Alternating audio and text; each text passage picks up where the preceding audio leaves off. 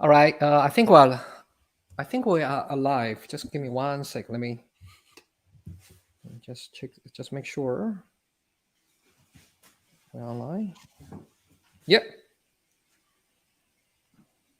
Yep. We're online now. Awesome. Yeah. So, good morning, good afternoon, and good evening, guys. Today we have the Luke Edmonson and David Edmonson with us. Every so often, I think people ask lots of questions. Says things like should I 100 volts EC more than enough, and why should I go for 200 volts, and where should I go for 300 volts? And all of a sudden, Godox has this a legendary 1200 watts, which lights 801200 Pro, which I enjoyed a lot. And then here's something, 2400 watts comes along, and everybody's like, including me, wondering, what do you do with 2400 watts Sure. lights? So, and Luke and David is here today to answer all our questions. And I'll pass that on to you guys. Sounds great. Thank you, Aries. So my name is Luke Edmondson. It's good to see you. This is my father. Howdy. David Edmondson. It's a privilege to be here today. Aries asked a great question. What do you do when you have 2,400 watt seconds available to you coming from a power pack? And I would describe it, and correct me if I'm wrong here, Dad, but it's a mix of almost like having a sports car available to you, like a Maserati that can go super, super duper fast. That has also the capabilities of a four-wheel drive truck that you can drop into low gear and just power through anything. And so from that standpoint, that makes it a heck of a lot of fun to be able to play with.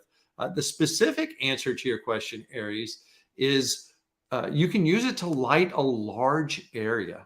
I mean, a massive area, if that's what you needed to do. And I know that's what we're going to try and show you as we go through our presentation tonight, is not only how we went through the process of creating a particular shot with it that was lighting a large area, how we tested it out for shooting quickly, how fast it could recycle and could it keep up, can we put our camera just on motor drive, etc. And then also show some more of the other usages that you could do with it, including things like the diffusion, the parabolics, so on and so forth. So, well, hello, everybody. Thanks for being here. Aries, can you let me know, are we looking at the slides yet, or should we start that process? How does that need to work? Beautiful. Okay, and apologies here on some of these fonts. If some of the text goes off, we will read from it for you. We noticed that the font size has changed when we uploaded it here. So let's go ahead and let's see, Aries. Yep, there we go. I can control the next slide. So we're looking at the P2400 here. It is rugged in the way that it's put together. It's heavy, but I wouldn't call it onerous, would you? No. Yeah. One assistant could carry it very easy. It's KL from Australia. Love you guys. So good to see you. So, it feels like it's built like a tank. It's built like a workhorse. It doesn't feel like something that I'm worried is going to have to be babied or pampered. That as a working photographer, I can throw it in my vehicle and keep going. I really enjoyed the way that the touchscreen, not the touchscreen, but the LED screen looked, and the way that it was easy to navigate. That single dial with the knob on there. Everything felt very intuitive and straightforward, especially when you're already familiar with the way that the Godox menu systems work, to where you felt like you could just hop right on it and be able to set it up. Obviously, there are two modes that you can choose. One is a more color specific, and the other is the freeze. And when we look at our video here, you're going to see we chose the freeze option in order to get those fastest recycle times. With that being said, I didn't feel like I had a lot of color variance going on, even in the freeze mode. And so certainly if it was in the color mode, I'd be interested in really, I guess, testing that out to see by comparison. And I'll show you about 144 shots that were done in succession. And I think you'll agree the color variance, it was just spot on the entire time. And when we say in succession, that means that Luke pushed down on the shutter and never let up. It just was going like a machine gun. Yeah. Part of the fun. Like I said, it's a mix of like, this is like having a Formula One race car and a 4x4 truck. So how powerful is 2,400 watt seconds? Well, to put it in comparison, if you have a V1 or something like that, that's about 76 watt seconds. So I wrote 30 times. Technically, if you're technical, and there's always technical people on there, I think it's about 31.5, somewhere in there. But that's what it's equivalent to having at your disposal. And we also, for our shoot, and you're going to see this in a second here, we ended up having the extension cables on there. We ended up running our power from a long distance. So you can be able to see it was done, in kind of more of a challenging type situation. Next, I'd like to just briefly touch on the fact that there are two different types of heads that are available for P24. Yeah, for the P2400. The first one is the one that's kind of the standard one. It has a zoomable head in there, which comes in very nice. We certainly have enjoyed using the standard head. Has the built-in umbrella holder, all those kinds of things that makes it really handy to be able to use and so forth. Bow and mount, exactly. When all said, you go to the 2400 ring flash, same as kind of the 1200 version. It's about an 8-inch flash, gives you that beautiful, broad light source. Yeah, you have the broad light source that you can use, and the ability to be able to put it on axis on the camera if you so chose to do.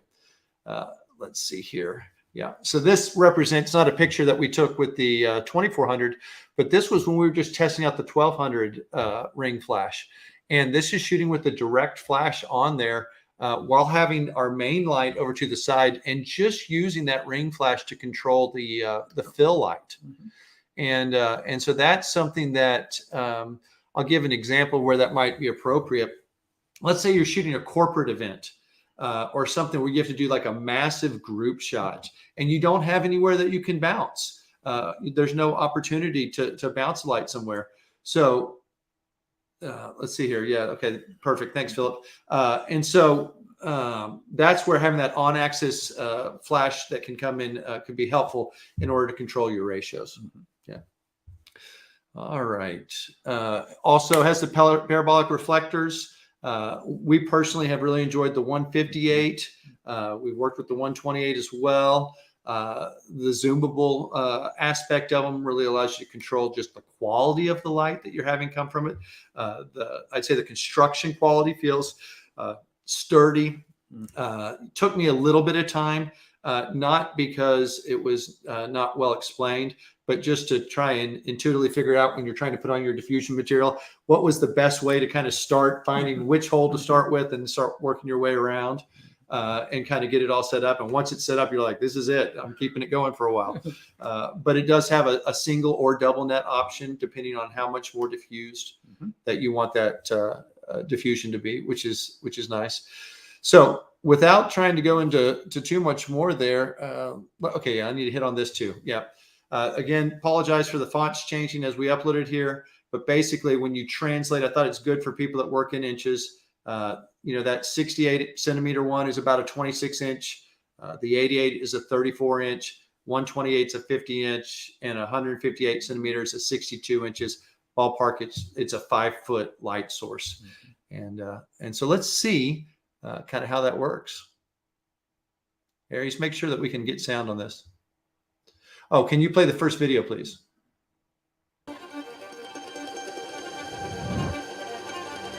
Hey, I'm Luke Edmonson, and today David and I are both here on set shooting with Godox's latest power pack, the P2400.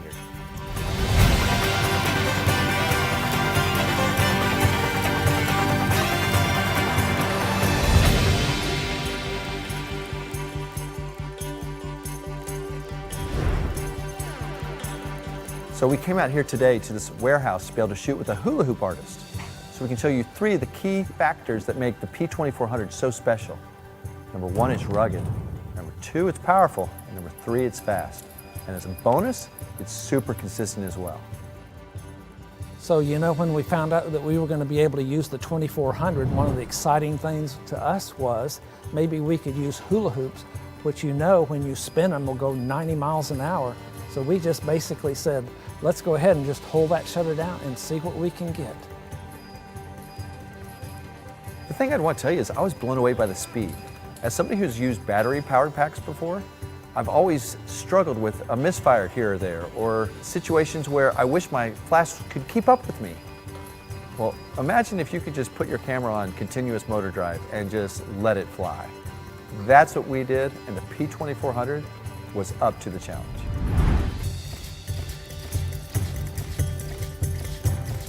You know, I've been in this business a long time and I'm used to large power packs, but I'm not used to large, rugged power packs like this that give you 2400 watt seconds and also has speed. Especially this freeze thing where you can just burst and go boom, boom, boom, boom, boom, boom, boom, boom. It's just amazing, because when you have subtleties in a shot, sometimes the difference between getting the shot and not getting the shot could be just a fraction of a second. The color mode makes it so easy to have beautifully consistent color, but the freeze mode gives you those faster cycle times, which is exactly what we needed to get the kind of shot that we were going for. In fact, one of the things that was really special was the fact that we could be at f/16 at ISO 100 and still have room to spare in terms of how much power was available from the power pack.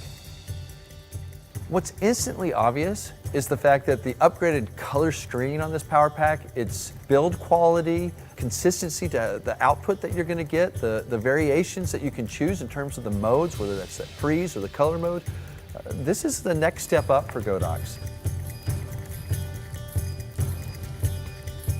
For commercial photographers and studio photographers like us, it's more affordable and more accessible because of that.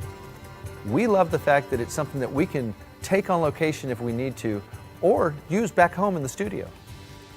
Godox is making photography lighting accessible for all.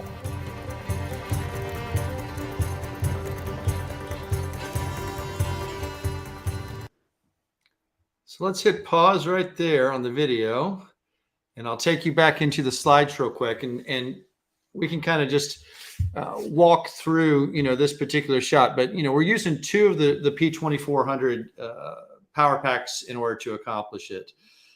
3 of the heads are set to a quarter power, and 1 I think was set to a 32nd of a power. Mm-hmm. And so the reason for that is because it was the uplight on the material in the background. And so you obviously don't want to be blowing that out too much. But we wanted to use 2 of the Parabolic. So we wanted to use a large one over to one side to be kind of our main light hitting our subject in a softer quality way. And then go ahead and have a second smaller Parabolic off to the other side and kind of cross light in that manner. And use that one to go ahead and create more of a specular highlight on her for separation. And then there's one additional light that's been placed up in the rafters, which is part of the reason why we needed the extenders on here in order to run all the lights in the right places. And that one's being used just to capture the smoke. And the make a back separation light. Yes. Also, yes. Yeah. It served 2 purposes within that. You know, and then, you know, conceptually here, and for those that know David and myself, we believe that a piece of equipment solves a particular problem. It won't solve your problems. And as a wedding photographer, I mean, there's times where I go, a V1 is the best flash for me because this is what I need right this second. As a commercial photographer, all of a sudden, if you go, I need to light a large area or I need to be able to stop things, not every flash is going to have a short enough duration for what you're looking for. So, you know, that's where the right tool properly used makes quick work. And so that was the opportunity to be able to create with this. We'll show you our metadata there in terms of it, but this is one of the frames from in there. But, you know, I think it's going to say it's about f/16, ISO 100, 200th of a second. When we did the 144 shots, we did go ahead and drop down our aperture a bit from there and stuff because we wanted to make sure we could just and raised our ISO to 400. Yeah, just let it just rock and roll. But this was giving you an idea of kind of at that moment, can you capture the hula hoops? Can you stop all the action? And the answer to that was undoubtedly yes.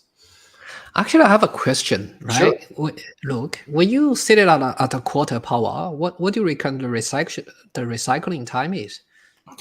I mean, it was less than, I mean, if it's 0.7 seconds at full power, it was less than that. You know, what I wasn't doing is I wasn't trying to shoot 144 shots in a row at that point where I just literally did it. I would say that I probably shot in bursts without having it like on an auto drive, but just using my finger, because I was still getting used to the fact that because I don't typically shoot in motor drive where I just go, I'll just shoot through the moment. Although it's more possible than ever today with technology. I've always been like, hey, I'm going to push the button and capture a frame. You know, I was always looking through the viewfinder going, when do I have her face, you know, kind of, you know, within that circle? Because I knew what part of the framing that I wanted to get, you know, within there.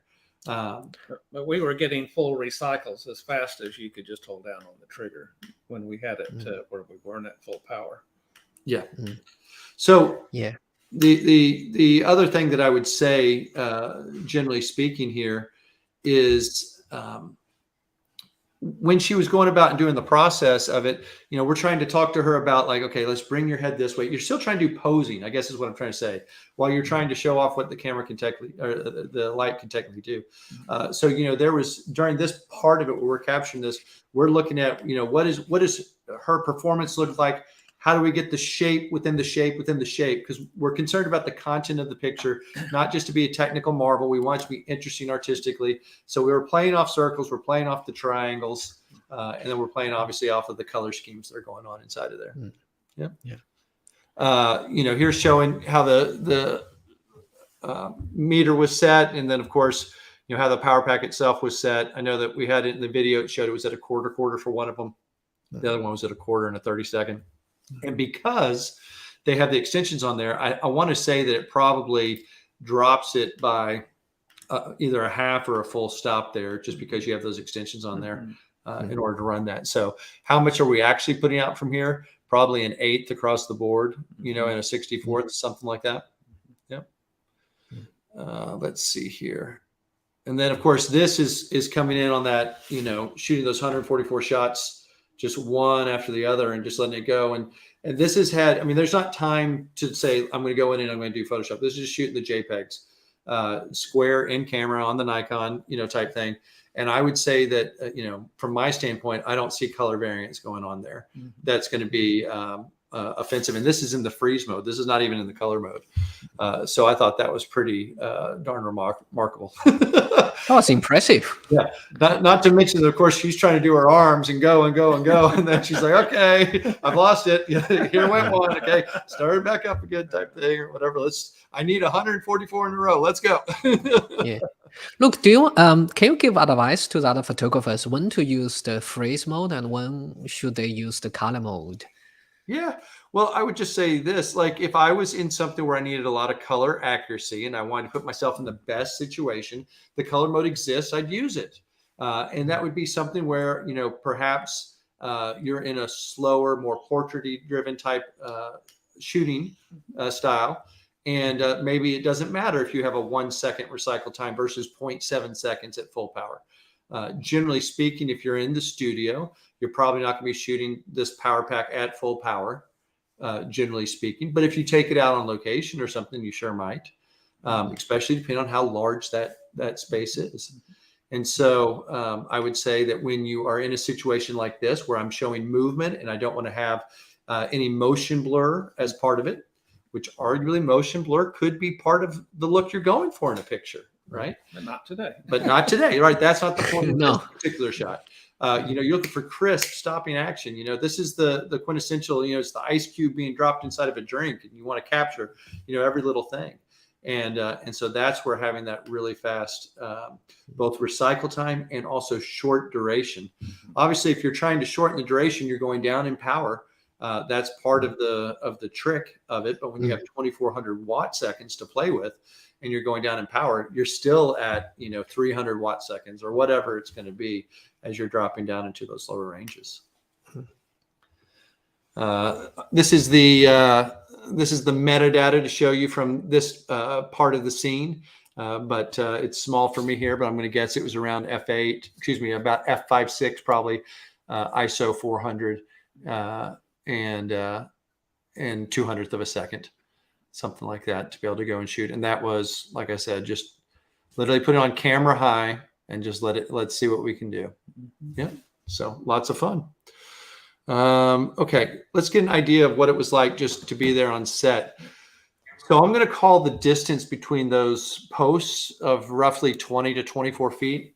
Would you say that's fair? Per post, something like that. You can see how we're having to run our extension wires, out of the frame from the camera perspective, and to be able to get distance to her. We're flagging our lens in order to make sure we don't have any flare, etc. This is looking at it as well during the video shooting portion. Gives you an idea there of where we've placed our parabolics. Obviously, this is in the video, but it also helps sometimes be able just to see even additional things that are outside of the video's frames. If you look way back in the distance there, like 1, 2, 3, 4, 5, 6, at least 6 posts behind me, there's a dark area on the left, and that's actually where we had to run the power cords all the way out to get to the closest power outlet. So I'm going to guess we're running easily between 100 to 150 feet of extension cords before we're even getting to the power pack itself. So, that's obviously a draw on the power as well. And so the fact that the power packs can keep up with that was remarkable. This is looking from the opposite angle, looking back, so you can see how easy it is to build a shape, but then also have a stage, and all it needs to do is look good from the front. You can see, obviously, we have our largest light source over to the side there. And then, of course, here's kind of that side-on view as well, looking in there to see how it was done. So, Aries, can we play the second video and do the part? One of the beautiful things about the P2400 was that we combined it with the new ring flash that's coming out from Godox called the R2400, along with the parabolic reflectors, allowing us to light large areas. When I heard that Godox was going to make an adapter on their ring flash that you could put inside your parabolics, I was so excited, because that large light source creates such a beautiful, beautiful light on the subject. A lot of people claim to have parabolics, but this parabolic is a true parabolic with an actual U shape. And so when you bring the light in closer, it creates a very narrow beam and a little bit more contrast. And then you bring it back out to the outside of the parabolic, and it creates this beautiful, beautiful soft light. Because it has the steps that you can use to be able to gauge exactly how much you move it in and out, you can get to know exactly how diffused and soft you want your lighting to be, or how much more strong and contrasty you want the direction of light that's coming out from it. I know for us, one of the beautiful things was being able to use the 158 reflector to be able to create a softer, diffused light striking our subject, while using the 88 behind her to be able to have a little bit more stronger sense of separation light, illuminating our subject. And then we also had a light from above that was going to create almost kind of a theater circus type of beam. And of course we put fog on that, so it'd give just that little shaft of light and give it just a little bit more of an aura of mystery. And then we had one light, a fourth light, that we shot up onto the fabric just to give it a little bit of three-dimensional dancing on the way that the fabric folds. Thanks for taking time to check out our video on the P2400. It means so much to me that you took the time to watch this video as we tested out the P2400. We hope that it not only inspired you, but perhaps gave you something to aspire towards. We can't wait to see what you create using Godox lighting.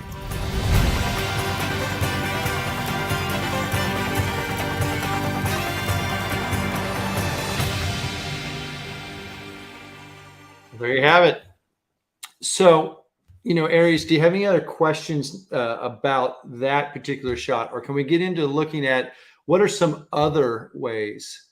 Temperature safe. Yeah, and here's a question coming in about, the 2400 and the 1200, have over temperature safety. So I guess the question is there a built-in cutoff or something like that? And I don't know the technical difference between the 2400 and the 1200 to be able to answer that for you. We'd have to look at the tech specs or ask somebody from Godox. What I can say is I did not hit that. I did not hit a built-in shutoff like I might on my V1. Right. And have to do the whole trick of like pop the battery out, slap the battery back in, reset it type deal. That did not happen when we were shooting the burst coming across. If you were at full power, I'm sure that the tech specs say something like, and I'll make it up, 400 full power, pops or something like that before it shuts down in order to preserve the power pack. That's the whole reason. And that's not unique to power packs to today. I mean, I remember on your old Novatrons, they had a fuse that would pop if you ran them too hot for too long. So that's just one of the the thermal features that actually helps protect you from your own. I'm guessing they do. It's just we didn't even get close to using the strength of our lights. Yeah. So we were on the bottom side of it. Yeah. Anything else on this particular shot? No. Perfect. So where I'd want to take it next is, okay, that's great. You can do something like that, light a large space and so forth. But what would be the next, what's the next thing that you could do? How can you use it in other situations? And so for that, we were asked or tasked with, using Godox lighting in order to produce like a long form teaching video for B&H for their depth of field conference. And as part of that, we used the P2400 along with the ring flash, along with the diffusion, and took it through several different lighting styles and looks. And so the first one that I'd like to be able to share with you is going to be, and I'm looking over here at my notes here real quick to make sure I got the right one coming up, but it's going to be more of just doing a portrait in space and not necessarily using the light to overpower the scene, but it was more about using it to produce contrast on our subject matter and make them a little contrastier than the background. 100%. And within that, we were still shooting that same space that you just saw before. So it's still a very large space. We need to throw our light a long distance. In fact, we need to throw our soft quality of light a long distance. And so let's go ahead and roll the next video here so we can kind of walk through how that works. Yeah, guys, we will answer all your questions after the video. Okay. Our second setup moves us away from the windows into the center of the room. So I think on this one we want to try split lighting on her. And I may have the light up a little too high with the shadow brim of the hat. We went ahead and we got our tripod set, specifically when we were trying to look at this from a, what would you want to call this, a compositional standpoint. Symmetrical. We knew we wanted to get it symmetrical, and so just kind of changing my shutter speed here, but we used that center line of the post as the thing that we wanted to bounce off of, and then go ahead and use those columns going on each side. Okay, could you do something for me real quick where maybe you didn't even have to think about it, you just kind of reached down and grabbed a little bit of your dress, maybe across your feet as you're there, maybe your hand is resting softly and gently on here, beautiful, camera's gonna be this way, gorgeous, and then maybe just barely lean from the chest, falling into frame. Oh, beautiful, look at that. I love what we've done with that space heater that's right in front of her. It really says something, it speaks to me. We need to explain that it's a very cold day today, and this is just one way that we can show love to the model. That's right, no, we'll get that fixed here in a second. Anything you want to adjust in terms of the lighting on her face or anything like that, or you feel pretty good about that? I'm gonna lower it just a little bit more. Yep. I want to have a little form from the brim of the hat, but I also don't want it to take away from her eyes. Absolutely. Okay, gorgeous. I love what we've done on that. Can we open up our ambient? Sure. If you're at 100th of a second, can we even take it down since we're on I'm a at a tripod? 60th. Okay. I just want to open up a little bit of the shadow side of her face as it comes across her nose. Correct. Just a little bit. So maybe there's something a little bit more like that. Yeah, I still want her to have that little bit of mystery. Do you know what? I thought I wanted to do split light, but when I saw it, I said, no, I want to have a little more form wrap across. So instead of having the light here and then just splitting as it went across her face, you wanted to go ahead and bring it up from her a little bit more. Bring it forward so and just feather it, so that instead of pointing it directly at her, start just point it a little bit more this way. That is so that correct. the edge of the light. I'm standing directly in front of the light. The most contrast that I actually want in the image is right in here. Right, The that's rest what I'm of trying the to say, room, yeah. I want, even though there could be darks and light, I don't want the same amount of contrast. I want to bring it to where I want the eye to look. We've switched to using the P2400 with the 59-inch reflector.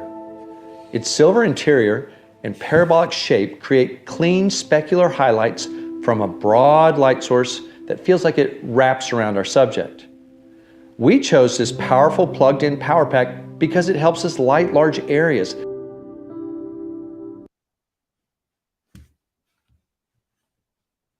All right, my friend. Now, you mentioned that we may have some questions coming up, so I'd be happy to answer those as well. Yeah. Do you want to answer them now, or you want to answer them by the end of the I mean, presentation? as you feel in stride. Yep. All right. Obviously, this is. Let's talk here about this picture while you have a chance to look at any questions, and then we'll make sure we hit on them. But you know, we touched on it there within the video, but you know, the entire goal here was to use the lighting to draw a center of attention or center of focus by having more detail or sharpness or contrast. All three of those aspects produced by the model who's there in the middle of the frame than the rest of it. So it allows it to feel as if the rest of it becomes a supporting element around her rather than all of equal value. And as a general rule, where you want to put the subject, you want to probably have the most contrast in the frame to draw the eye to it. And as it gets more and more into the background, you want the contrast to usually fade away as a general rule. As a general, yeah.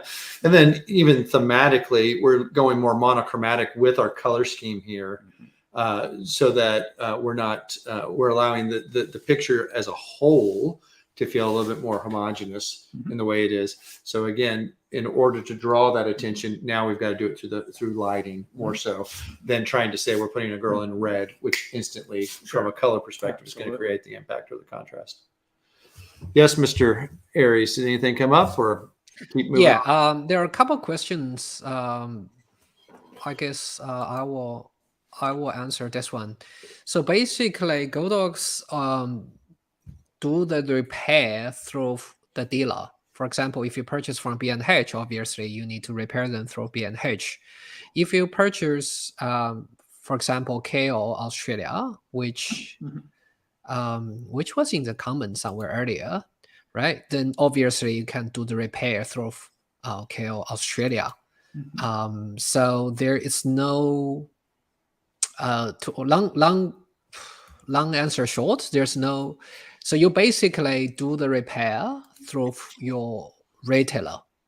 That's pretty much it. If you purchase from DigiDirect, you need to bring that back to DigiDirect for your repair. That's it. And there is a question regarding the cable. Yep. So is there a splitter cable if you need more than 2 outlets per pack? So that's a great question, and perhaps it's something that they could consider in the future. I'm not aware of anything for a splitter to give you more heads on the power pack.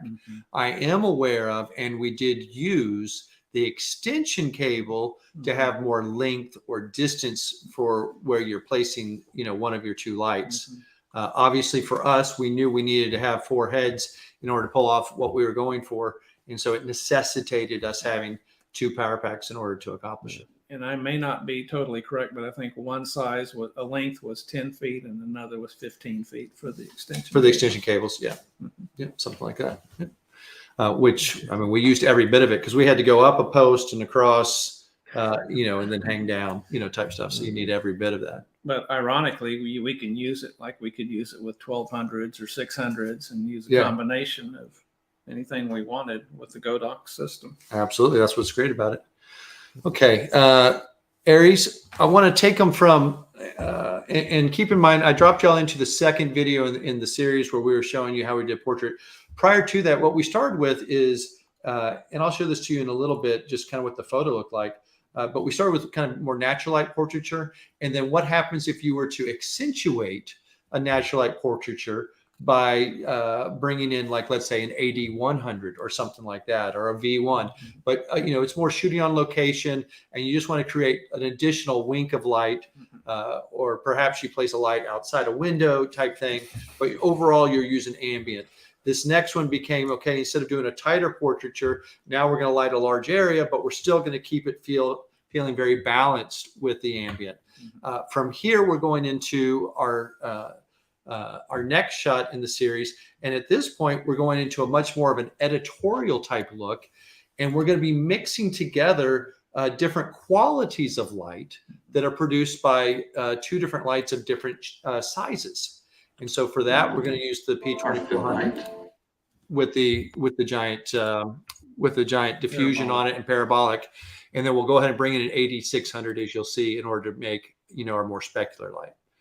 So, Aries, please, next video. Well, I think I can only see 3. Just give me a sec. Let me. Oh, okay. Let me do this real quick. Yep. You need it from me? Yeah, I think I need. Wait. Yep. I got you. I got you. I got you, boo. Yep. Yep.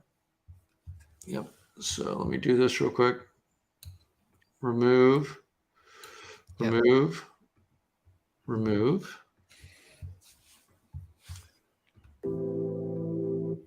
Present. Yep, I see.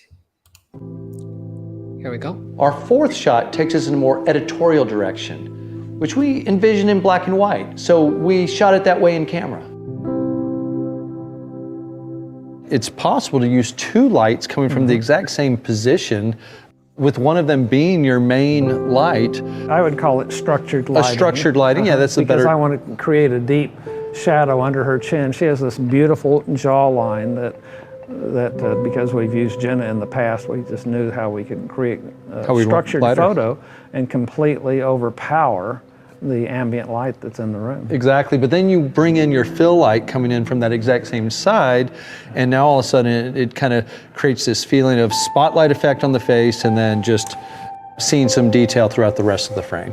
Just enough, because without that little blend of the fill light, it can create just a little too much drama, and you want that little bit of blending between the two, and just a little bit of more detail in the blacks. If I was just to turn off our main light there and just shoot with the parabolic, it's going to look something like this. So you can see that there's just a little bit of fill light coming into the frame. And now if I go ahead and turn back on our main light and I turn off our fill light, we're going to get something that looks a lot like this, which in general means that we have a beautiful girl that's very starkly lit, and we're just starting to get a little bit of light in terms of the background and so forth, but there's not a lot of depth. It's kind of a very flat, dramatic shot, very stark in the way that it comes together. And when we bring in that fill light, and now starts to come together like this. And so this kind of has a little bit more detail and dimension as you kind of look across at the different background materials and stuff. It gives her a sense of being in an environment. Here we go. And right there, right there. Beautiful, beautiful. Good, good, good. Good. That hand that's low is probably a little too low. Probably bring it up just a little higher. Yes, there you go. Very nice. We're basically at your waist up. Yep, nice. Very good. Perfect, perfect. Good. This simple 2-light approach combines 2 different qualities of light coming from the same direction, to the left of the camera. We are entirely overpowering any ambient and only using our strobes to illuminate our subject. One AD600 is powered up and gridded and set as our primary light source, creating that structured lighting around the model's face. The second light is in the parabolic reflector and powered down because it adds more detail to the darker areas and background. This approach helps us blend our overall lighting while not creating secondary shadows. The underlying effect on your lighting ratios is to control or convey the sense of moodiness you want within your pictures. To us, it's very much a salt to taste. It sure is. It's like the difference between a cook and a chef. Yes. The chef is just going to salt to taste. The cook is going to go, okay, I think I got the perfect ratio of salt. And the chef will taste it and go, no, I need a little more. It just needs to be just right. And just the other thing I would love to say is that, you know, either you start off from the artistic side or you kind of start from the scientific, you know, You mean as a formula photographer? side. Yes. Yes, yes. The formula people need to go to the artistic side. The artistic side needs to go to the formula. You need to end up blending both of those things and ultimately from that, I hope you do create art. On my fill light here, I ended up just bringing it up 0.3. You know, a full stop was too much. I just wanted a third of a stop, a little bit more fill coming in. And that's the kind of thing where I go, practice, experience, eyeball teaches you. All right. So maybe that became, you know, an opportunity for people to see, you know, another way to use a light like that, whether or not it is the 2400, just using that larger light source, coming from the same direction as your main, more specular or smaller light source that's hitting your subject. And again, at the end of the day, what we're doing with lighting is we're controlling our ratios. And what are ratios but mood? And mood is what we use to inform our audience of how they're supposed to feel when they look upon our photos. And so, you know, these are all great things to have inside of your toolbox. And just like those that love lighting would say, well, you know, at least I'm not a light and airy photographer in a sitcom world, right? If I'm shooting a sitcom, I better be light and airy because it's a light-hearted, you know, type deal. And if I'm shooting, you know, Batman Returns, don't you know it's going to be pools and pockets and drama and mostly dark with little light, you know, type things. So, you know, you're painting with light. I mean, that's the idea behind it. And there's so many different ways to go about it. The thing that I would also say, and we touched on this earlier in areas I know you're familiar with our fondness for this, is the content of your photos. It's not just that you can pull off a technological marvel. That's great. I'm so glad I do that as an exercise. Learn how to pull it off the technique. But then at some point you have to give that technique soul or life or a reason, something that makes the technique secondary to the message you're trying to convey. And when you can pull that off, then it just makes the technique even more remarkable. They go, I don't even know how they did it, but I just love aesthetically, you know, looking at that shot. And so we wanted to take a moment and kind of walk you just a little bit further down that art path, looking at some compositional elements, perhaps trying to figure out how we could pull from the world of painting into our thinking process and do it just with a single light. And using the natural light patterns that are coming in from the scene within there. So if we could, Aries, we'll play our final video, please. Our final shot lends itself to a more fine art storytelling approach to lighting. Part of that includes using the lighting that's naturally coming through the windows, creating this architectural shape or pattern on the floor within our frame. The first thing I'm going to do is I'm going to turn off our flash and just shoot a quick shot so we kind of get an idea of what it's going to be like exposure-wise without the flash. And so we can review exactly what we got there, but lovely elements going on in terms of what the natural ambient lighting is coming in from the back. But what's lacking is any sense of light hitting our subject so that we can enjoy her as part of this. So now what I'm going to do is turn my flash on. I'm using the AD600 Pro just so that we could put it on a grid and kind of angle it right here. One of the things that we've done is dial it all the way down so it's at 1/256 because we just want a little wink of a light. And so when we add that into there, we get something that's starting to look a little bit more like this.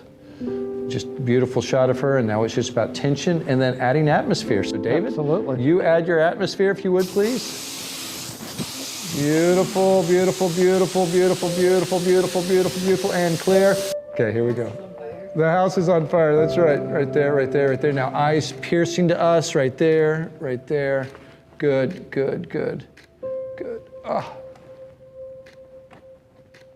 Relax. Let's take a look and review. The deer head here, coming forward to her, and then obviously having the chair in the background creates a triangle for us. And then this angle is kind of going from the left to the right side and going sloping along this way. When we come from the top right to the, or top left to the bottom right, that's what we call the angle of grace. When we go from the bottom left up to the top right, that's more the angle of tension. And so because this is a shot that conveys the emotion of something full of tension, the placement of her in that lower left quadrant like that is probably what's most appropriate. Going up through the wheelchair, yes. Yep. Got it, got it, got it. Lift, lift, lift. Beautiful. Oh, beautiful. Look to the light. Look to me. I want this shoulder higher, the front shoulder right there. Good, good, good. Looking past me right here, right here.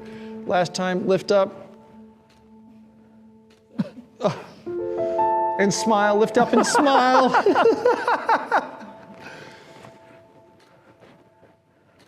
Relax. So for this final shot, what we were really trying to do was figure out how to work with the existing light, which was doing a beautiful pattern down here on the ground. Compositionally arrange it, but then using the battery-powered AD600, put a grid on it so that we didn't have light just spilling around within the scene that would then start to lose some of our pattern. We wanted it to almost feel like it was coming from the same light source, but just barely a little bit extended on her face. Yep. So coming around. Just wrapping around. And of course, it's supposed to invoke a sense of tension, her crawling there and so forth, and the way that the hands are positioned, the stressedness of the fingers, things along those lines. So a very simple shot in terms of lighting, just a single light, probably more interesting in the sense of how do you create a concept and work within a scene versus where we originally started, which was just classic portraiture, a person against a window or something like that. You're just trying to get that. They love storytelling. Again, even part of this was just because of studying Andrew Wyeth, you know, and his whole Christina's world. Sure, well, and that's the obvious homage for a picture like this. But instead of not seeing her and seeing her from the backside, except for the tension. Bringing it around to the front. Yes. From a storytelling aspect, we were playing off just a few simple concepts, such as light versus dark, or the alternation of life and death, strength and weakness, or struggles versus determination.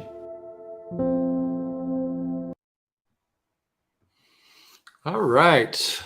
So hopefully that kind of helped put a bow on what all can be done, you know, photographically, just in terms of thinking about the content that's within our frame. You know, again, we're showing you here just the simple arrangement of three objects within the scene. You've got such structure going on. You've got the lines creating the diagonal on the floor.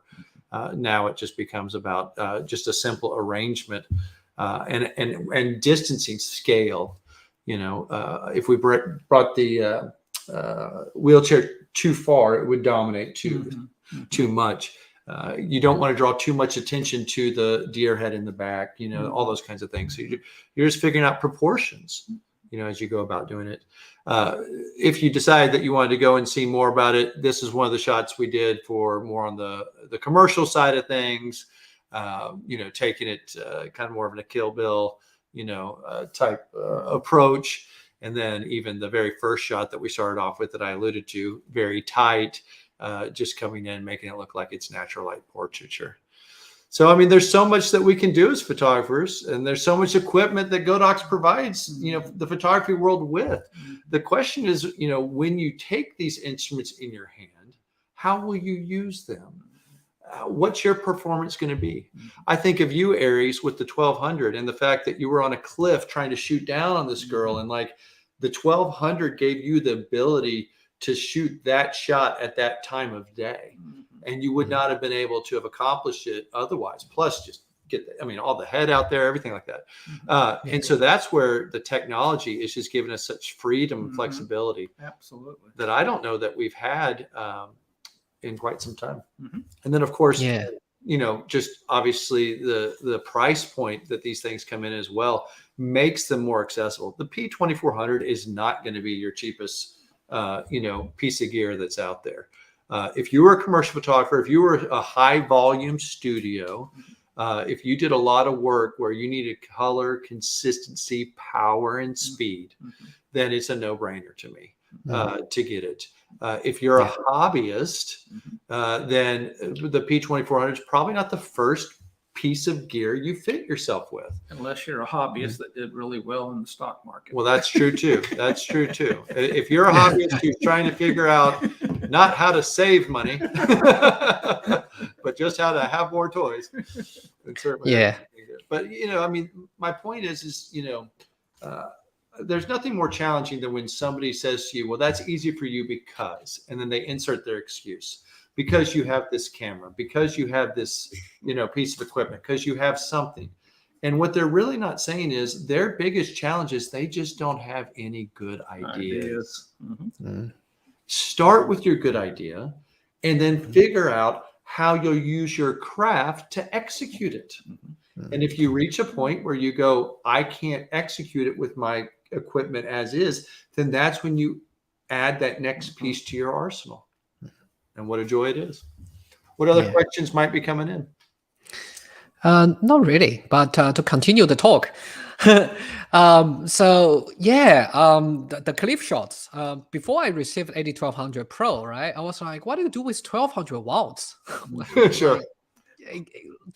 I feel like lots of people were wondering too. And after I received 1200 Pro, I was like, you can do that. Yeah. So sometimes the technology does help to extend your imagination too, to some extent. And I like what you said. Nowadays, I just use 8200 not to lead the person, but quite every so often to lead up a huge area to mimic, the perfect sunset whatsoever. Yes. So it's not the cheapest equipment, but just go to local store, rent it out for a day, and it's not that expensive. I know, as a matter of fact, lots of retailer in Australia, they rent it out, like KO Australia. Mm-hmm. I'm sure just rent, and life is short. Keep on trying new stuff. Mm-hmm. Yep. Yes, and if you have to rent it 3 times or more, you might say, "Well, I just may need to make a purchase." And that's kind of what our philosophy is we say if we have to get something 3 times or more, then we should own it. Yeah, that's kind of our rule of thumb. And then also you find yourself going, well, I've got more and more reasons now to use it too, because as you get more comfortable. And the great thing about the ecosystem with Godox is obviously you're able to use your same triggers. The thinking process is the same on the menus. Like once you understand how you go about, changing things, you get it. It's consistent across all the different products. So you don't feel like you're having to relearn something, which is really nice. Yeah. And all the modifiers are pretty much,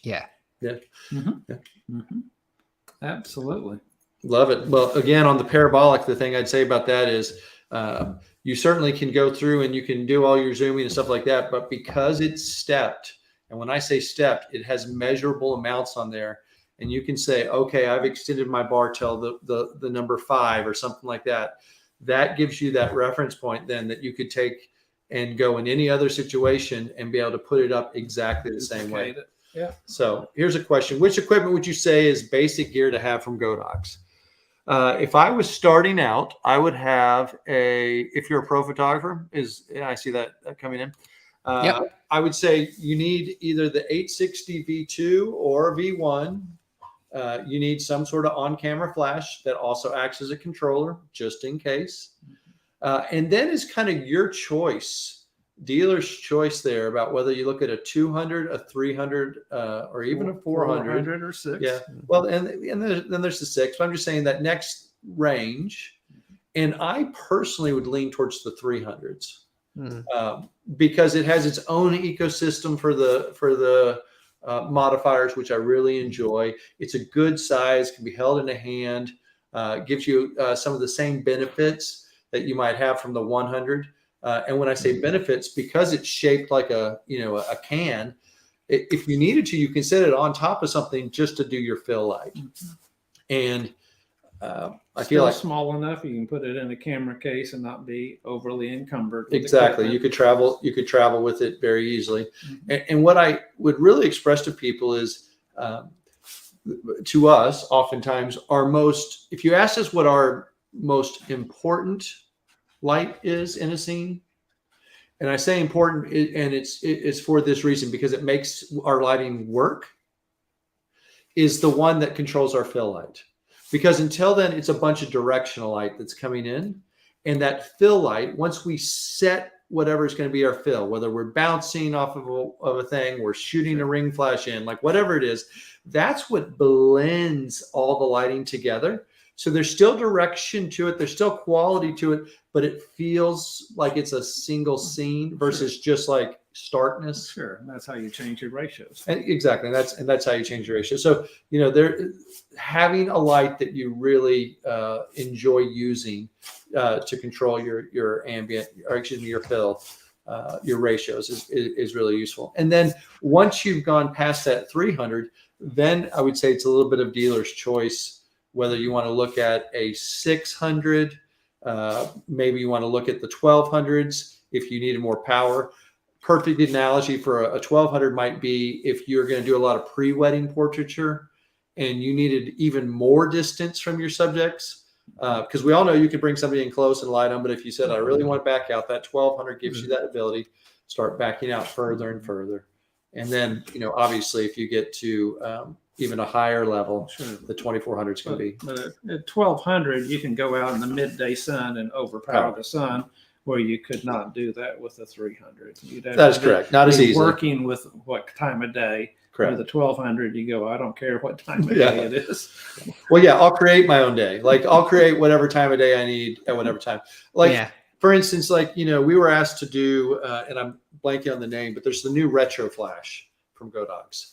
And I'm going to say that if the V1 is 76 watt seconds, this one's like half that. Like it's like nothing, but it's really cool to work with. And you go, okay, I really want to get a dramatic shot with this, but to pull that off, I got to be out there right at either dawn or dusk, just because that's the limitation of the equipment. Same shot with a 1200, all of a sudden you go, let's go do it at high noon. It's a wonderful little wink flash that just opens up shadow details. Yeah. So every tool has its purpose, and a tool properly used makes quick work. What else do we have here? I see people saying thank you, and World of Possibilities opens up with the Godox products. Let's see here. I see them asking a question, saying he has an important question. You want to drop that in there for us, buddy? Yeah, but where's the question? I was struggling to find it. He came in, so I'm just trying to make sure he knows he was seen, heard, and recognized. Yeah, Then said I had a question, but he never dropped a question here. Yeah. So yeah.